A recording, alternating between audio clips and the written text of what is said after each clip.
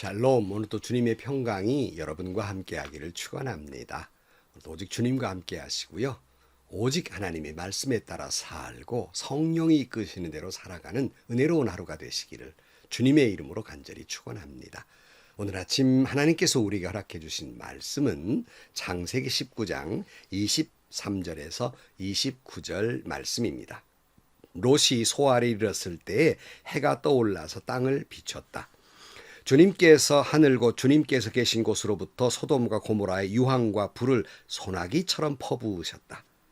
주님께서는 그 두 성과 성 안에 사는 모든 사람과 넓은 들과 땅에 심은 채소를 다 엎어 멸하셨다. 롯의 아내는 뒤를 돌아보았으므로 소금 기둥이 되었다.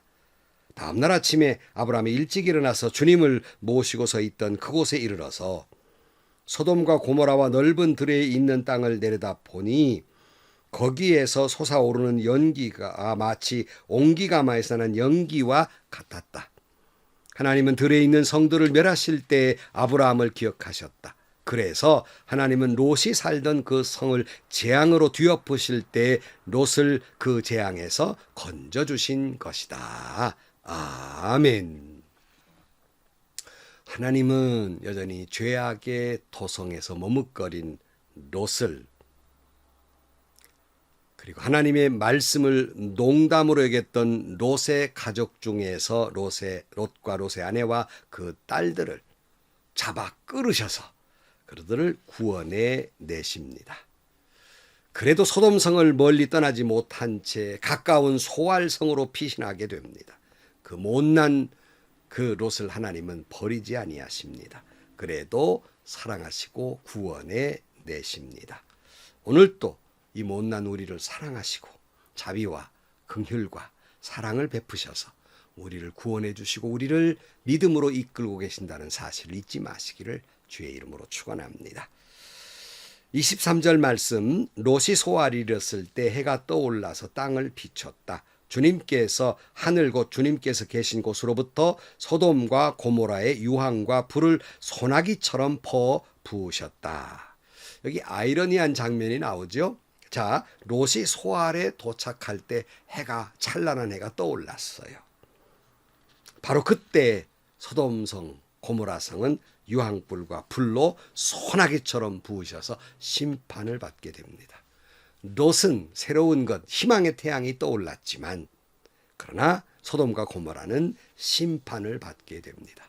여러분, 우리는 하나님을 내 마음에 모심으로 말미암아서 내게 은혜의 빛, 구원의 빛이 임함으로 말미암아 새로운 놀라운 새 생명의 역사가 일어나지만 그러나 세상은 심판을 받게 됩니다.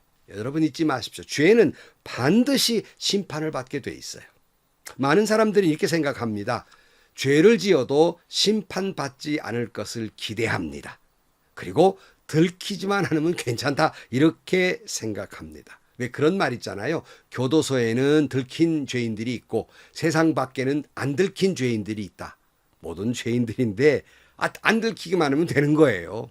그러나 여러분, 하나님 앞에 언젠가 반드시 내 모든 죄가 발가 벗겨지듯이 다 알게 됩니다. 드러나게 됩니다. 지금은 내가 그 죄를 들키지 않은 것처럼 보이나 낱낱이 벌거벗은 것처럼 하나님 앞에서 드러나게 되고 심판을 받게 될 것입니다. 로마서 1장 18절 말씀, 하나님의 진노가 불의한 행동으로 진리를 가로막는 사람의 온갖 불경건함과 불의함을 겨냥하여 하늘로부터 나타납니다. 그랬어요. 하나님은 분명코 사랑이십니다.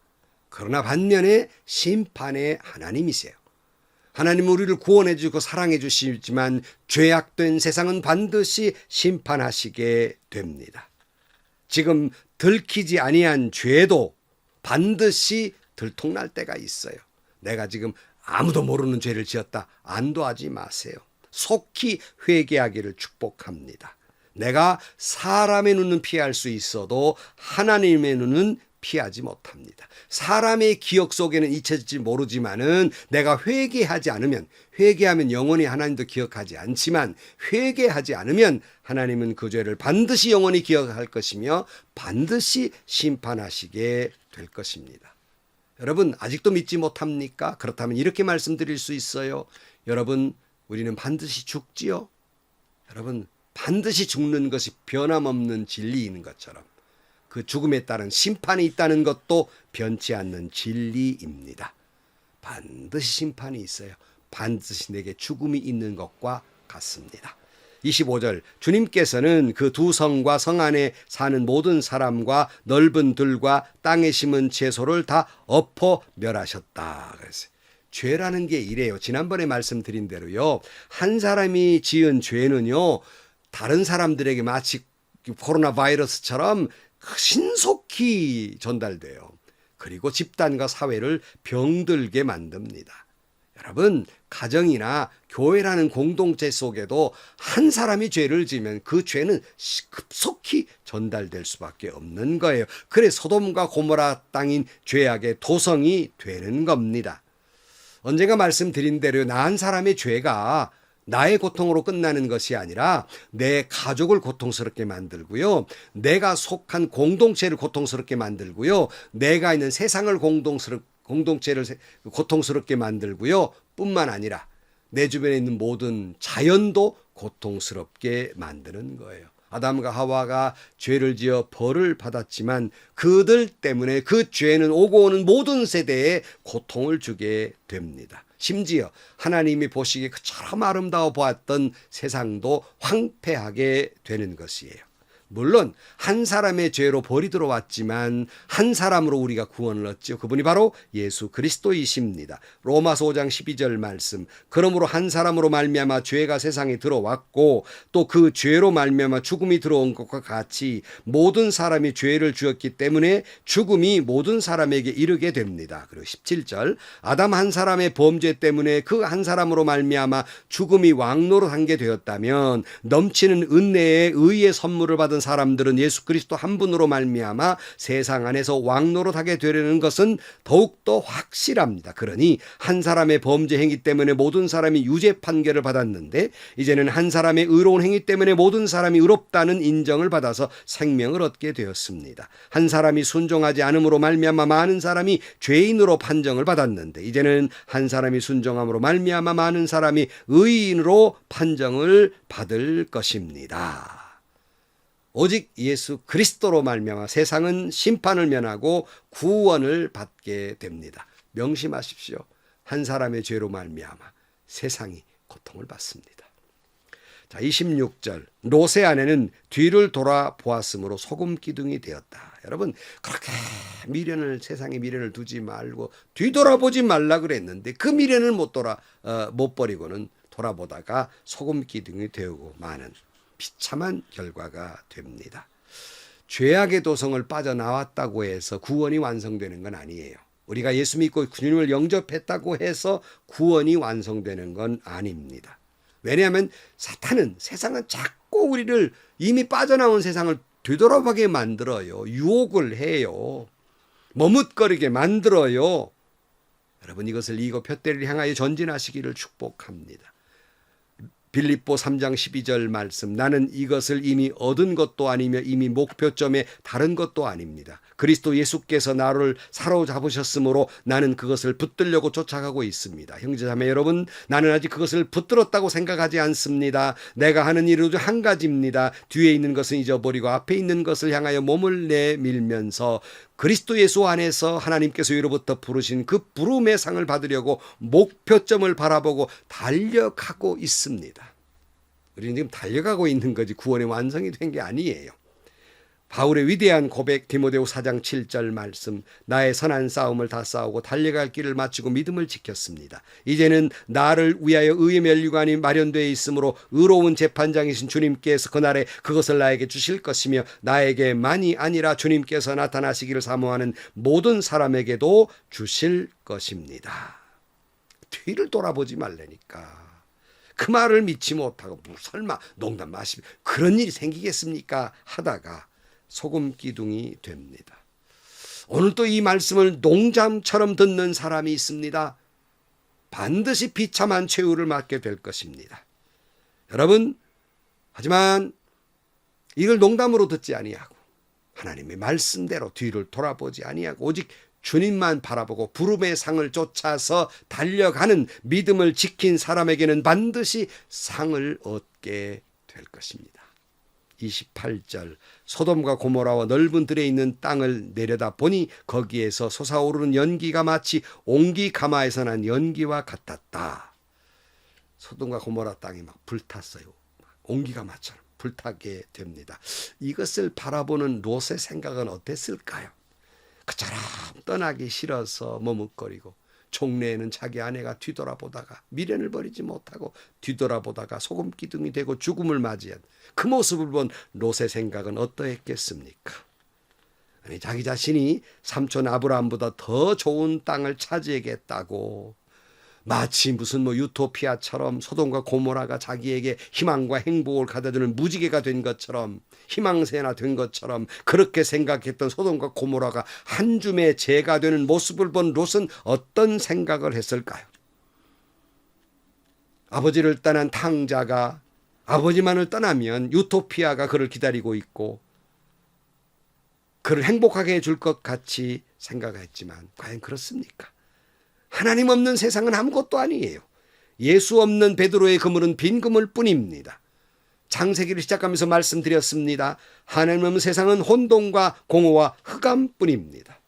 지금 여러분에게 행복을 줄 것이라고 생각하고 아직도 소돔과 고모라 땅을 버리지 못하고 자꾸 뒤를 돌아보면서 머뭇거리는 곳이 있습니까? 그것이 물질입니까? 그것이 권력입니까? 그것이 쾌락입니까? 그것이 자존심입니까? 그것이 어떤 세상 것입니까? 여러분, 한 줌의 재가 되고 말 것입니다. 가끔은 그래요. 저도 교계에 많이 있었으니까 무슨 총회장이 별거나 된 것처럼 명예를 쫓았던 분들이 한결같이 하는 말이 있어요. 많은 총회장 되신 분들이 내가 세상에 가장 후회스러운 건 그 총회장 이 되려고 명예를 쫓아 혈안이 됐던 그것이 가장 후회스럽다고 말합니다. 그럼에도 그것도 모르고 여전히 그걸 쫓아 살아가는 사람들, 그런 목회자들을 보면서 총회장님들이 한결같이 그래요. 아무것도 아닌데 별것도 아닌데 조그마한 노예에서도 뭘 돼보겠다고 야단을 떱니다. 교회에서 직분이 무슨 명예나 되는 것처럼 별자리 하나 따보는 것처럼 그것이 무슨 힘과 권력이 주는 것처럼 그 야단을 하는 거 보면 여러분, 그러려면 여러분 직분 갖지 마세요. 아무것도 아닙니다. 한 줌의 재일 뿐입니다. 밀려오는 것은 후회뿐입니다. 29절 말씀, 하나님은 들에 있는 성들을 멸하실 때 아브라함을 기억하셨다. 그래서 하나님은 롯이 살던 그 성들을 재앙으로 뒤엎으실 때 롯을 그 재앙에서 건져주신 것이다 그랬어요.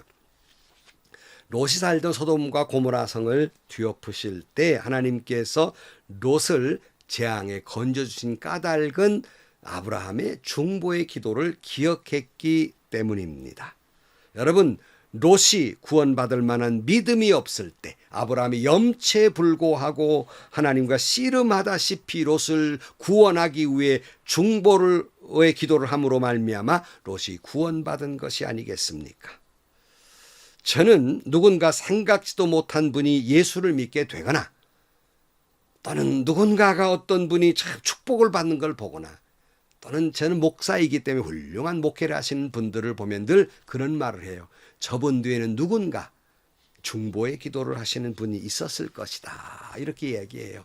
저도 참 하나님 주신 사역을 부족하고 못난 모습이지만 무사히 마친 것도 물론 제 피부치들, 제 아내나 부모 형제가 중보의 기도를 한 까닭이 분명히 있습니다만은 꽤 못지않게 제가 기억하지도 못하고 제가 알지도 못한 분들이 절 위해 기도해 주셨으므로 이 부족한 종을 위해 중보의 기도를 해 주셨으므로 제가 무사히 목회를 마친 줄로 믿습니다. 이 자리를 빌어서 지금도 부족하고 못난 종을 위해서 중보의 기도를 하고 계시는 분이 있는 줄로 압니다. 아시는 분도 있지만 제가 이름도 모르고 누군지도 모르고 기억하지도 못한 분들이 이 부족한 종을 위해 중보의 기도를 하고 있는 걸 알고 있습니다. 얼마나 감사한지 모릅니다. 제가 참으로 좋아하는 찬송이 있어요. 당신이 지쳐서 기도할 수 없고 눈물이 빗물처럼 흘러내릴 때 주님은 아시네 당신의 약함을 사랑으로 돌보아 주시네. 누군가 널 위하여 누군가 기도하네. 내가 홀로 외로워서 마음이 무너질 때 누군가 널 위해 기도하네. 당신이 외로워 홀로 남았을 때 당신은 누구에게 위로를 얻나. 주님은 아시네 당신의 마음을 그대 홀로 잊지 못함을. 조용히 그대 위에 누군가 기도하네. 내가 홀로 외로워서 마음이 무너질 때 누군가 널 위해 기도하네. 이 말씀을 듣는 여러분도 알지도 못하는 분이 누군가 당신을 위해 기도하고 있어요. 외롭고 어찌할 바를 모를 때 여러분 잊지 마십시오. 누군가 여러분을 위해 중보의 기도를 하고 있다는 사실을. 사랑하는 성도 여러분, 오늘 또 우리가 믿음으로 사는 것은 내 인격이나 내 신앙 때문이 아니라 먼저 부족한 롯을 그래도 사랑하시고 자비를 베풀어 주신 하나님의 은혜요 사랑 때문이며 뿐만 아니라 누군가가 날 위해 중보의 기도를 하고 있기 때문임을 잊지 마시기를 축복합니다. 이 은혜에 감격, 감사, 그 은혜로 살아가시기를 축복합니다.